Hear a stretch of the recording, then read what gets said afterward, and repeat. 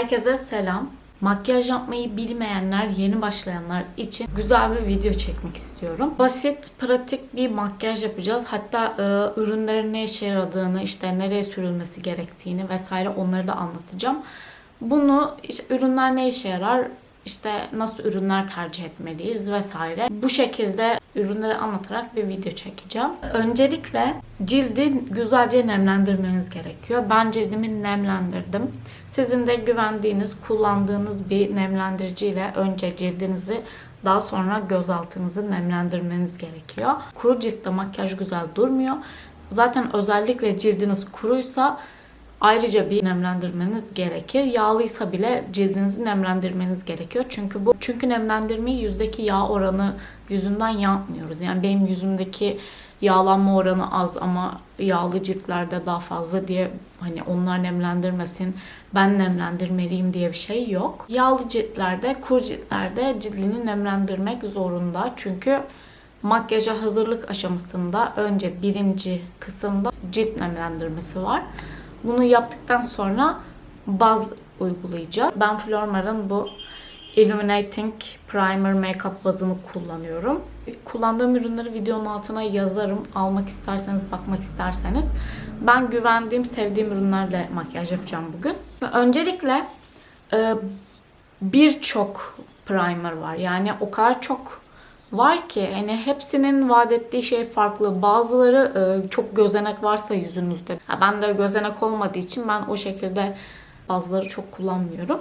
Ama gözenek sıkıntınız varsa NYX'in bu Pore Filler bazı. Bu baz gözeneklerinizi kapatıyor. Yani gerçekten ama pürüzsüz bir görüntü elde ediyorsunuz. Benim öyle çok fazla gözeneğim olmamasına rağmen birkaç kere denedim ve gerçekten pürüzsüzleştiriyor cildi. Makyajı çok güzel oturtuyor o yüzden cilde. Ve gözenek probleminiz varsa bu ürüne bakabilirsiniz. Gerçekten güzel bir ürün. Bu ürünü gözeneklerinizin olduğu kısma sürüyorsunuz. Yani genelde böyle burun kısımları sürüp yediriyorsunuz bu şekilde. Ve baskılayarak sürerseniz zaten o gözenekler dolacağı için orada pürüzsüz bir görünüm elde edeceksiniz. Kullandığım için daha önce söylüyorum. Güzel bir ürün. Flormar'ın bu bazını kullanıyorum. Bu baz eğer aydınlık görüntüyü seviyor. Şimdi bazıların birden fazla özelliği var. Bazısı tamamen böyle mat bir görünüm veriyor. Bazısı aydınlık bir görünüm veriyor. Bazıları sadece gözenek kapatmaya yönelik. Tamamının tek bir amacı var. O da makyajı uzun süre ciltte tutmak. O yüzden cildinizde daha böyle mat bir görüntü mü istiyorsunuz? Parlak bir görüntü mü istiyorsunuz? Daha böyle hiçbirini istemiyorum, sadece gözeneklerim kapansın mı istiyorsunuz? Yani hangisini istiyorsanız ona göre ürünler bakmanızı tavsiye ederim. Ben genelde kuru ciltli olduğum için aydınlık bir görüntü seviyorum. Şimdi bunu uygulayacağım. Bir de primerların çok kötü bir kokusu oluyor. Bunu söyleyeyim. Mesela bu ürün, şuraya bakın ve şuraya bakın. Çok güzel. Yani çok güzel aydınlatıyor. Kullanımı da çok kolay, böyle pompası olduğu için.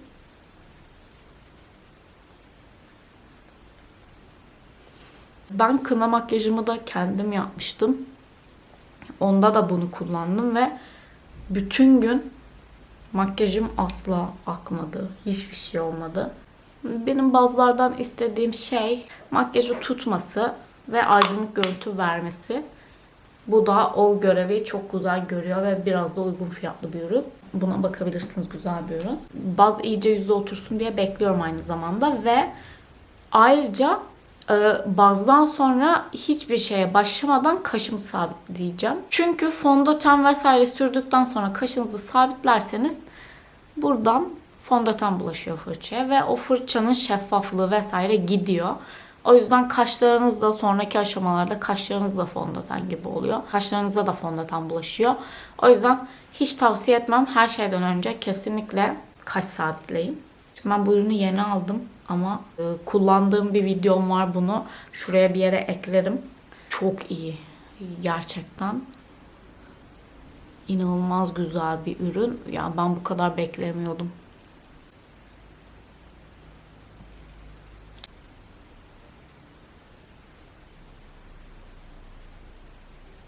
Çok zeki bir insan olduğum için mikrofonumu takmamışım.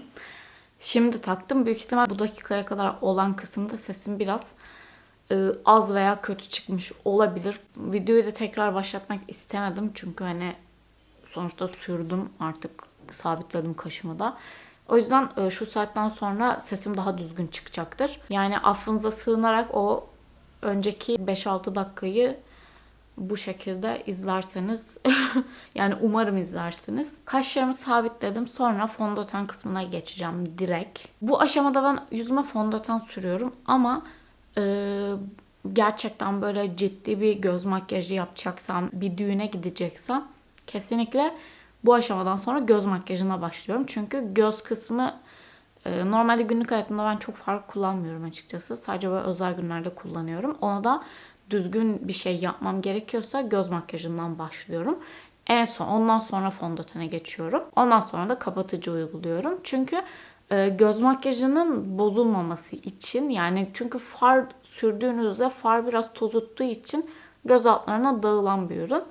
O yüzden o da dağıldıkça fondöten ve kapatıcının rengiyle oynuyor.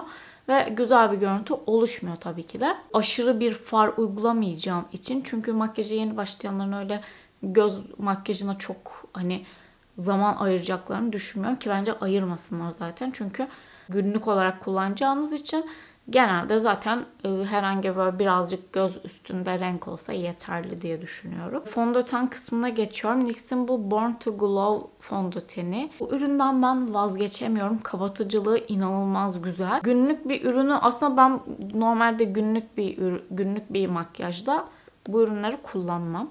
Daha çok BB krem vesaire kullanırım. Ama şu an bir yüzüm var ve bir sürü fondöten ve BB krem var elimde. Yani hangisini süreceğimi seçemiyorum. Artık ürün kısmı sizin tek elinizde. Yani hangisini istiyorsanız onu kullanırsınız. Ben aşamaları göstereceğim sadece. BB krem kullanmak istiyorsanız BB krem biraz kapatıcı bir ürün. Yani CC ve BB arasındaki fark, ona da değineyim. CC biraz daha böyle krem gibi daha hafif bir ürün. Sadece cilt tonu eşitlemeye yönelik bir ürün. Hatta genelde böyle beyazdan ziyade yeşil de olur rengi. Corrector gibi düşünebilirsiniz. Yani corrector'da göz altlarınız morsa eğer önce corrector sürüp sonra kapatıcı sürüyorsunuz. Bu sizin daha böyle kapatıcı bir ürüne ulaşmanıza sebep oluyor. Yani göz altlarınız daha kapatıcı oluyor. Daha böyle tek renk oluyor. O yüzden corrector kullanılabilir. Ama artık corrector kullanan insan kalmadı. Çünkü kapatıcılar çok böyle üst noktaya ulaştığı için kapatıcılık konusunda. O yüzden insanlar corrector'ı çok kullanmıyor. Ben hiç kullanmıyorum zaten. Hani göz altlarım aşırı böyle mor vesaire olmadığı için gerek duymuyorum. Günlük makyajımda yüzüme aslında ne kadar az ürün sürersem o kadar iyi. Konumuza dönelim. Konu dağıldıkça dağılıyor çünkü ben çok konuşuyorum. Şimdi BB kremde biraz CC'ye göre daha biraz kapatıcı, yani kapatıcı diyemem ama ortanın bir tık altı kapatıcılıkta diyeyim. O da cilt tonu eşitliyor. Ama biraz böyle nemli ürünler oluyor. Genelde CC'ler biraz kuru ürünler oluyor. BB'ler daha böyle nemli ürünler oluyor. Çünkü ben şimdiye kadar denediğim hepsinde bunları gördüm. BB'ler daha böyle nemli, günlük, hafif ürünler. Onları seviyorum. O yüzden günlük olarak BB krem tercih edebilirsiniz. Ama yok ben fondöten kullanacağım vesaire diyorsanız bu güzel bir ürün. Biraz kapatıcılığı fazla diyebilirim yani normal bir ürüne göre. Ve süngerle uygulayacağım için bu ürün biraz hafifleyecek yüzümde. Hadi deneyelim. Şimdi fondöten, BB kremi gibi ürünleri fırçayla uyguladığınızda, yani şu şekilde mesela böyle bir fırça var bende. Bu fırçanın ucundan dolayı, yani çünkü fırça olduğu için böyle nokta nokta gözükebiliyor. Yani şöyle sürdüğümde burada çizgi çizgi olabiliyor. Ama tabii onu dağıttıkça azaltıyorsunuz ama uğraştırıyor bence. Ama çok, yani kapatıcının en yüksek noktasına ulaşmak istiyorum. Daha fazla kapatıcılık diyorsanız sık kıllı. Yani bu şekilde sık kıllı bir fırçayla uygulamanızı tavsiye ederim. Çünkü bunlar gerçekten fondötenin daha böyle kapatıcı olmasını sağlıyor. Çünkü boşlukları yok. Yani direkt hani fondötene fırsat bile vermiyorlar. Yani vermiyor yani. Direkt uygulayıp şey yapabiliyorsun. Hani aralıklı olmadığı için direkt böyle yapışıyor yüze. Ama fondöten daha böyle fosfos olduğu için birazcık ürünü emiyor. O yüzden de ürün daha doğallaşıyor. Şimdi ben elimde NYX'in bu Bear With Me sabitleyicisi var. Bu makyaj sabitleyicisi. Şu şekilde sıktığımız var ya. O. Sabitleyicimi süngerime sıkıyorum bu şekilde. Nemli bir ürün elde etmek istiyorum. Gözüküyordur, bayağı nemlendi. Gidip musluk altında tabii ki de süngerlerinizi ıslatmayın. Bunu yapmamın sebebi daha böyle çok yaş, ıslak bir görüntü istemiyorum. Hafif nemli bir görüntü istiyorum. Daha bunları böyle çok kuru ürünleriniz varsa, kuru kapatıcılarınız, kuru fondötenleriniz, bunları bu şekilde nemlendirebilirsiniz. Yani yüzünüzde daha böyle canlı duracaktır. O yüzden ıslatarak kullanıyorum ben. Zaten kuruyken sünger ürünü çok fazla emiyor. Bu arada az uygulayacağım deyip yüzümü aşırı boyamam. Tam çok uygulamayacağım ya. Islattığım süngerimle hafif bu şekilde dokundurarak yayıyorum.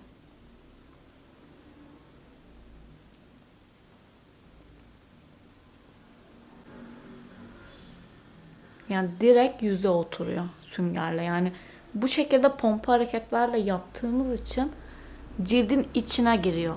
Yani ciltle bütünleşiyor tamamen. Tabii ben biraz artık bu sene yandığım için denizde rengim koyulaştı. Bu renk bana biraz açık kaldı. Fondöteni sürdüm. Biraz böyle dağıttıkça yüzüme oturdu.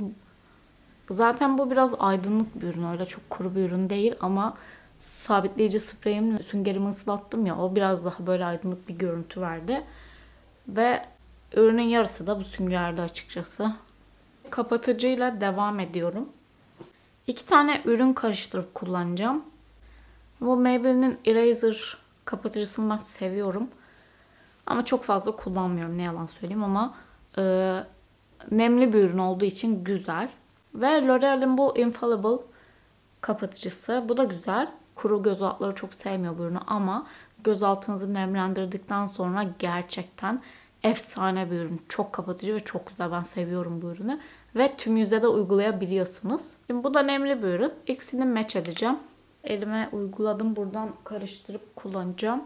Elimde sünger varken direkt süngerle uygulayayım. Normalde ben göz altlarımı fırçayla uyguluyorum. Şimdi hadi şeyle uygulayayım elimde varken. Süngerle uygulayayım.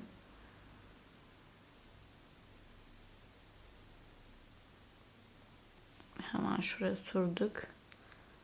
Buraya da sürelim. Ve aydınlık gözükmesini istediğim yerlere de sürüyorum. Şimdi bunu da açacağım.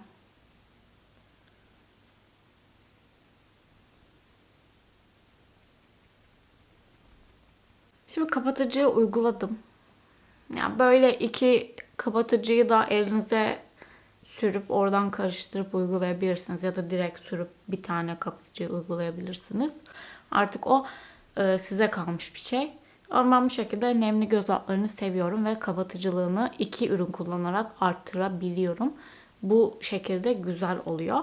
Hemen sonra ürün çizgilere dolmadan, ki nemli bir ürün kullanıyorsanız genelde kapatıcı göz altlarına doluyor. Yani çizgilere dolmak ne demek? Burada çizgilerimiz var ya bizim. Bazılarımızda daha az, bazılarımızda daha çok. O çizgilerin içine giriyor ürün ve bu şekilde çizgi çizgi oluyor. Onu sevmiyorum. O yüzden hemen sabitlemek gerekiyor. Sabitlemeyi neyle yapıyoruz? Pudra ile yapıyoruz. Bendeki transparan bir pudra. Günlük olarak evet, bu pudralarda toz olarak pudra da var. Bu şekilde pudralar da var. Şimdi günlük ürünler kullanacağınız için ve makyaja yeni başladığınız için bence toz ürün kullanmanızı tavsiye etmem. Tabii ki de toz ürünler bence daha güzel. Ama kullanımı daha zor olduğu için ve dışarıda zaten yağlanan bölgelerinize kullanamayacağınız için. Çünkü toz ürünü açınca direkt dökülebilir. Yani toz çünkü. Direkt dökülebilir. O yüzden uygulamak çok da kolay değil. Bu şekilde ürünler deneyebilirsiniz. Bende Flormar'ın bu transparan pudrası var.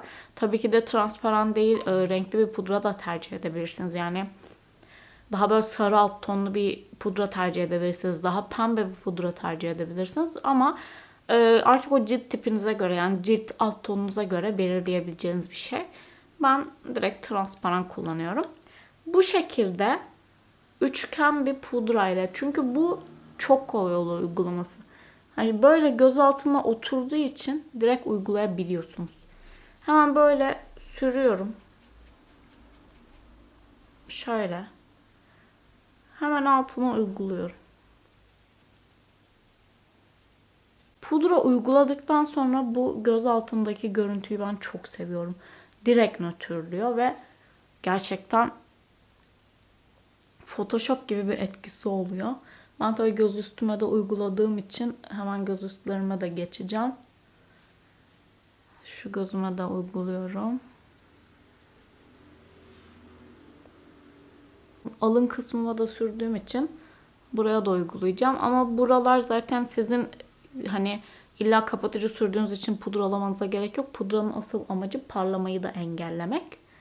Yani kapatıcının üzerine sürüyoruz evet çizgiler olmasın diye, ama normalde pudranın asıl amacı yağlanmayı gidermek. Yani bu alın bölgesinde, burun bölgesinde yağlanmalar, parlamalar oluyor ya. Onları geçirmek için. Direkt çünkü matlaştırıyor. O yüzden parlamasını istemediğiniz kısımlara sürüyorsunuz. Bu şekilde daha böyle nötr, daha sabit bir görüntü elde ediyoruz. Güzel. Şimdi ne yapalım biliyor musunuz? Far sürelim. Ama çok standart bir far. Herhangi bir far paletinizde, çok da önemli değil. Markası vesaire hiç önemli değil. Ne kullanıyorsanız ya da cebinize uygun, bütçenize uygun ne almak istiyorsanız onu alın. Çünkü far paleti, yani bu günlük çok kullanılmaya gerek yok. Revelation'ın böyle bir şeyi var. Far paleti var ve inanılmaz güzel. Yani paketi falan çok iyi. Aynası falan var. Bunu bakabilirsiniz, zaten açıklamaya yazacağım. Şimdi bu renklerden ben genelde göz altımı, şimdi üstüne kalem de uygulayacağım için hafif renkler seçmek istiyorum. Şu rengi bir süreceğim tabana. Şöyle bir taban rengini bir nötrleyeyim. Şu. Birazcık batırdım. Böyle uçlarına. Yani far sürüyorsanız da bu şekilde sürün. Yani uçlarına sürün. Ve bu şekilde kriz bölgesine sürün. Direkt hani içine sürmenize bile gerek yok. Şu şekilde bir üçgen çizdiğinizde gözünüz daha dikleşiyor. Şu kısım daha belirginleştiği için aslında o kısmı daha da böyle yukarıya kaldırıyoruz. Bu şekilde uygulayabilirsiniz. Yani çok küçük dokunuşlar bile çok büyük farklar yaratıyor. Gerçekten inanın bana.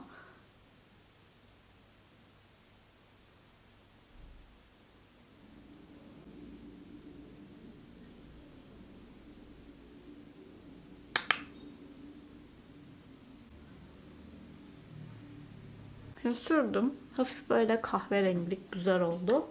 Şimdi açıkçası ben eyeliner çekemiyorum bir türlü. Yalan değil. Yani ne kadar yapsam aslında sevmiyorum da. Yani o simsiyah eyeliner görüntüsünü sevmiyorum.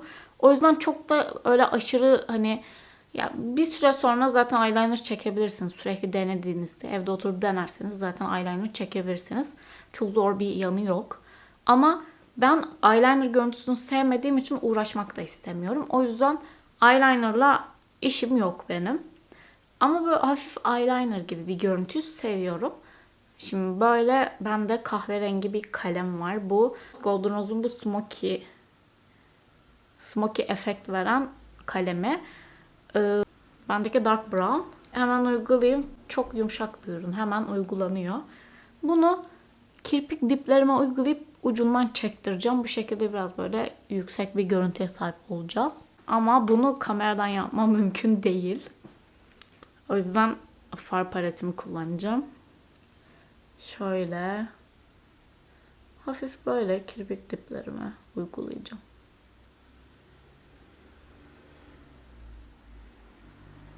Şimdi böyle sürdüm ya, çok hafif. Bunu şöyle uçlu bir fırçayla dağıtacağım. Böyle dümdüz dağıtıyorum.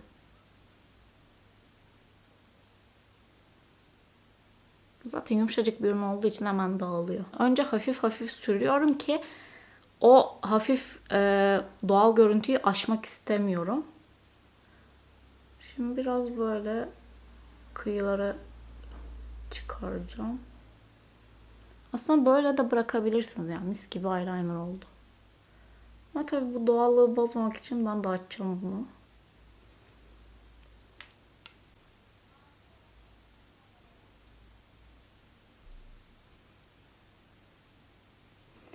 Şimdi iç kısmını biraz daha dağıtırım ama şu ucunu bir yapacağım. Şimdi ben de şöyle bir uç var. Böyle bir uç var. İncecik bir uç.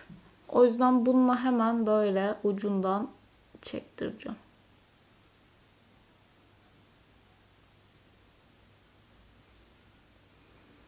Yani bu şekilde net bir görüntü değil ama hafif bir görüntüsü var. Bunu seviyorum. Hatta istersem şu an biraz daha arttırabilirim bu görüntüyü. Yani bana yetmedi mesela. Hemen bir daha üstüne sürüyorum. Şu an daha koyu yaptım ve istersem şu an pardon istersem şu an daha da arttırabilirim. Mesela şu an daha böyle yoğun ama güzel bir görüntü oldu. Hemen şu iç kısmını daha dağıtacağım. Bunu yaptım. Bunu da yapıp geliyorum. Ucunda kalan renkle altlarını boyuyorum. Biraz yarıya kadar.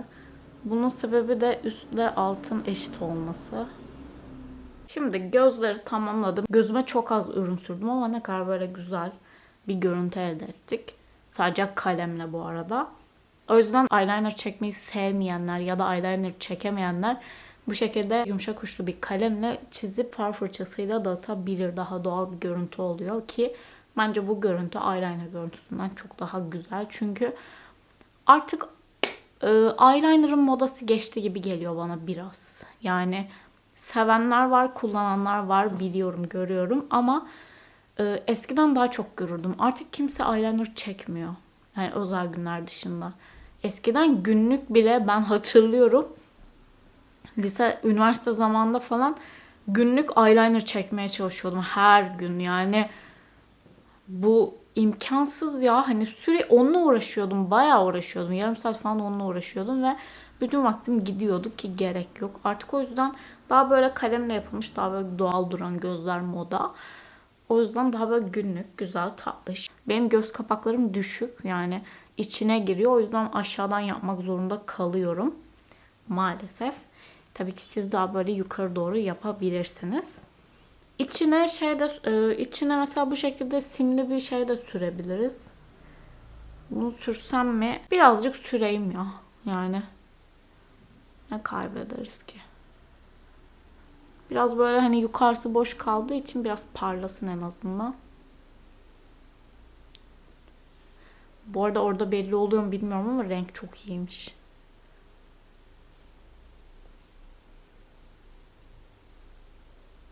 Hazır gözlerden gidiyorken maskaramızı da sürelim. L'Oreal'ın bu Telescopic Lift maskarasını süreceğim. Siyah olan bendeki. Bu teleskopikleri ben çok seviyorum. Ya hala çok seviyorum. Kirpiklerimi ayrık ayrık yapıyor. Gerçekten çok güzel. İnanılmaz bir ürün.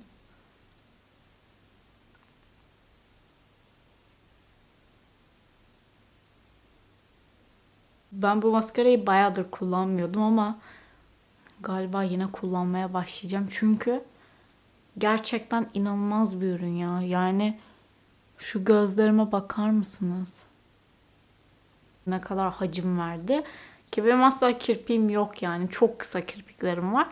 Ama ne kadar güzel bir görüntü verdi ya. Ya gerçekten çok güzel bir ürün. Bende sarı renkli olanı da var. Bu da siyah olan. İnanılmaz güzeller. Yani uçları çok ince olduğu için göstereyim. Bu şekilde yukarıda da aşağıda da fırçası var. Mesela şu alt kısmı dümdüz. Orada o düz kısımla böyle kirpiklerinizi dikleştirebiliyorsunuz. İncecik bir ürün. O yüzden kirpiklerinizi tarıyor. Ve çok güzel ayrık ayrık yapıyor. Yüzüm şu an bembeyaz. Görüyorsunuz yani bembeyaz bir yüz. Çünkü fondöten boya badana yaptım yani bayağı. Şimdi bu yüzümü ısıtmak için daha böyle normal bir günlük yüze çevirmem için benim bronzer kullanmam lazım. O yüzden bronzer yüzü ısıtmak için kullanılan sıcak renklerden oluşan bir ürün. Ama kontür genelde böyle daha böyle yüz hatlarınızı belirginleştirmek için kullanılan soğuk tonlu ürünlerdir. Mesela kontürü direkt şu şakaklarınızın altına sürebilirsiniz belirginleşmesi için. Burnunuzu küçültebilirsiniz. Yüzünüzde belirginleştirmek istediğiniz herhangi bir noktaya sürebilirsiniz kontürü ama bronzer öyle değil. Bronzer daha çok yüzünüzü ısıtmak istediğiniz yerlere sürülüyor. Şimdi ben de Musso'nun böyle bir kontür ürünü var. Kontür stick. Bu ürünleri kullanmak çok kolay. Hatta üzerine fırçayla alıp direkt fırçayı da sürebilirsiniz. Ben şimdi direkt üstünden uygulayacağım hafifçe. Bunu da yine böyle azıcık elmacık kemiklerime süreceğim. Ve alın kısmıma sürüyorum. Bunun sebebi yüzümü ısıtmak ve alnımı daha küçültmek aslında. Biraz da burnuma süreceğim. Normalde ben burnuma pek uygulamıyorum. Ama uygulayalım. Şimdi direkt parmaklarımla dağıtacağım. Yani fırçaya vesaire gerek yok. Şöyle.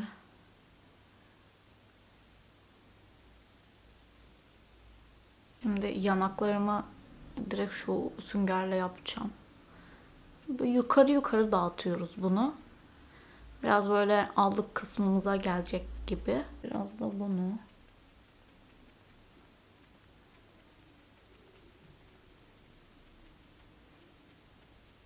Alnındakileri dağıtacağım.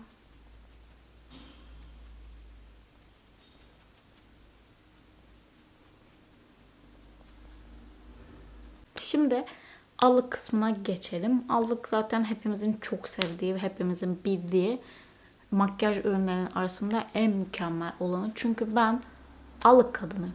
Direkt bir tane allık uygulayacağım hemen. Flormar'ın bu Mood Booster serisinden likit allıkları.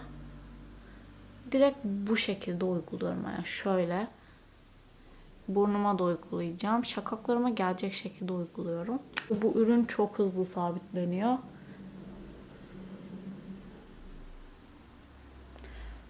Bu ürün çok güzel. Yani Flormar'ın bu serisi inanılmaz iyi. Ve ürünler uzun süre gidiyor. Ve aydınlık ürünler. O yüzden çok seviyorum. Böyle alnımın da üstünden geçiyorum ki yüzüm bütünleşsin. Yanaklarım palyaço gibi durmasın. Şimdi allığımı sürdüm. Şimdi bu likit ürünler çabuk uçabiliyor. Yani bu ürün uçmuyor aslında çünkü çok yoğun bir pigmenti var. Ama çok sıvı da bir ürün olmadığı için çok böyle uçmaya müsait bir ürün değil. Ama böyle sıvı ürünler var ya, likit ürünlerin böyle sıvı ürünleri var. Onlar çok çabuk uçabiliyor. Çok da renk vermiyorlar. O yüzden öyle likit ürünleri sabitlemek için bu şekilde toz allık kullanmanız lazım. Nasıl kapatıcıyı sabitlemek için pudra kullandık. Şimdi likit allıklarımızı sabitlemek için de toz ürün kullanmamız gerekiyor. Çünkü toz ürünler daha kalıcı oluyor. Şimdi bende Wet n Wild'ın bir tane böyle bir allığı var. Bu allık genelde her allığın üstüne oluyor. Çok da renk veriyor. Şimdi ben bunları biraz bir kere böyle bir geçeceğim. Hemen bunu da üstünden geçiyorum. Bu ürün asla çıkmaz. Gerçekten asla uçmaz. Direkt böyle zamp gibi yapıştı buraya. Asla oynamaz. Şimdi artık son kısımlara geliyoruz. Sıradaki ürünümüz highlighter. Şimdi highlighter'da böyle yüksek kısımlarımızı aydınlatıyoruz ki daha böyle o kısımları vurgulayabilelim. Ben de Revelation'ın böyle bir highlighter'ı var. Bu highlighter herkes bilir. Çok güzel bir ürün. Yani şimdi göreceksiniz zaten. Dokundurduğum an parlıyor. Gerçekten inanılmaz bir ürün ve ucuz, yani ucuz bir ürün gerçekten. Böyle doğal bir yansıma oluyor. Simli bir ürün asla değil, yansımalı bir ürün. Burnumun üstüne süreceğim. Şuralarıma süreceğim. Ki daha aydınlık durayım. Göz pınarlarıma sürüyorum. Göz pınarlarına sürmenin aslında amacı gözleriniz biraz birleşikse daha böyle ayırmak onu. Daha böyle ayrık bir görüntü elde edebilirsiniz.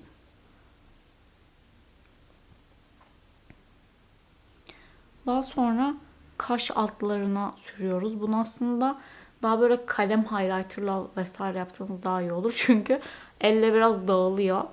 Fırçayla veya yapabilirsiniz ince bir fırçayla. Bu kaş altlarımıza highlighter sürmemizin sebebi de kaşlarımız eğer düşükse daha böyle kalkık durması için. Çünkü altı parladığı için daha böyle kalkık duruyor o kısımlar. O yüzden kaşlarınız eğer biraz düşükse, canınızı sıkıyorsa kaş altlarınıza highlighter sürebilirsiniz.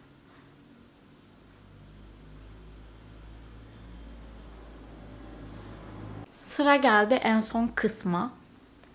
Şimdi direkt ruj sürmüyoruz dudaklarımıza. Çünkü o artık eskide kaldı. Yani sadece ruj sürüp çıkmak eskide kaldı. Artık dudak kalemleri kullanıyoruz.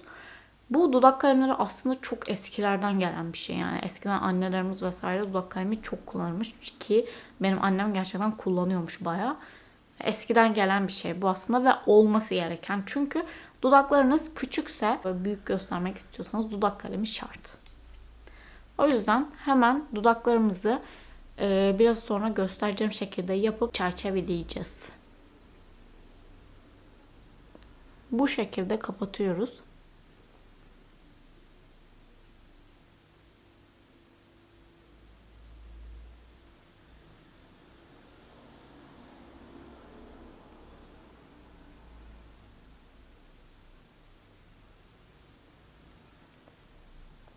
Bu kenarlarına sürmüyoruz hiçbir şekilde. Direkt orta kısımlardan dağıtıyoruz. Şimdi bu çerçeveyi biraz düzelteceğim.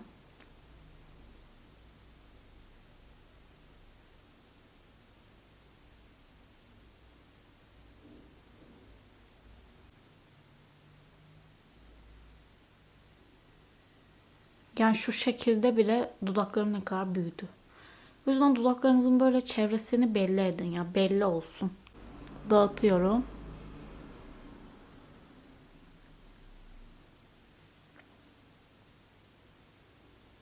İçine normal bir ruj, artık mat bir ruj sürebilirsiniz. Daha parlak bir ruj ya da gloss sürebilirsiniz sadece. Artık o size kalmış bir şey. Tint de sürebilirsiniz. Onlar da çok güzel duruyor. Ben şu an sadece gloss süreceğim ama bendeki gloss renkli bir gloss olduğu için bu dudak kalemine uygun bir şey olacak, kahverengi. NYX'in bu Butter Gloss'larından kullanacağım. Ben bunu bayağıdır kullanıyorum ve bittikçe alıyorum bu rengini. Bu rengi aşırı güzel. Dudakları cam gibi gösteriyor.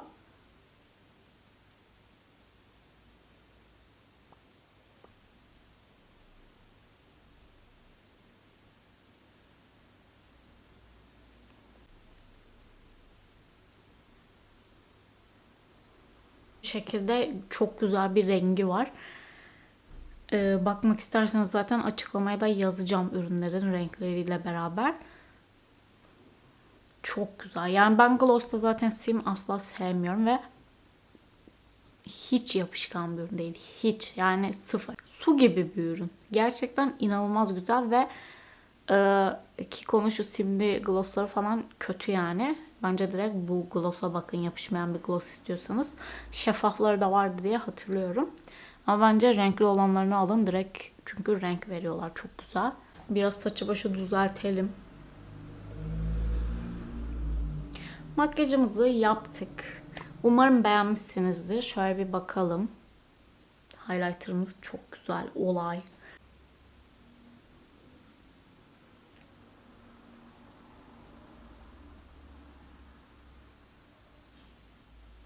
Çok güzel, tertemiz bir görüntü elde ettik. Bu görüntüye ben bayılıyorum. Sonbahar kış makyajım. Çünkü böyle tam böyle sonbahar renkleri çok hoş duruyor. Umarım siz de beğenmişsinizdir. Videoyu beğendiyseniz videoyu beğenmeyi ve kanalıma abone olmayı unutmayın.